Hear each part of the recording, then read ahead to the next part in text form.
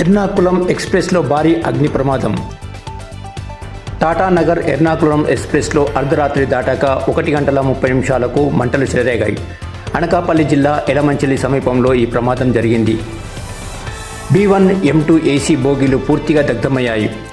మృతులు విజయవాడకు చెందిన చంద్రశేఖర్ సుందర్ 70 సంవత్సరాలు అనే ప్రయాణికుడు సజీవ దహనమయ్యారు. మిగిలిన వారు సురక్షితంగా బయటపడ్డారు.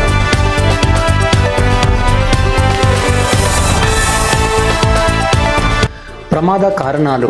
ప్రాథమిక సమాచారం ప్రకారం B1 బోగీలో బ్రేక్ బైండింగ్ బ్రేకులు పట్టేసి ఘర్షణ వల్ల మంటలు రావడం లేదా షార్ట్ సర్క్యూట్ కారణంగా అగ్ని ప్రమాదం జరిగి ఉండవచ్చని అధికారులు భావిస్తున్నారు. పూర్తి విచారణ కొనసాగుతుంది. ఈ ప్రమాదం కారణంగా విశాఖపట్నం విజయవాడ మార్గంలో రైళ్ల రాకపోకలను తీవ్రంగా అంతరాయం కలిగింది. పలు రైళ్లను అధికారులు రద్దు చేయగా మరికొన్ని రైళ్లు గంటల తరబడి ఆలస్యంగా నడుస్తున్నాయి.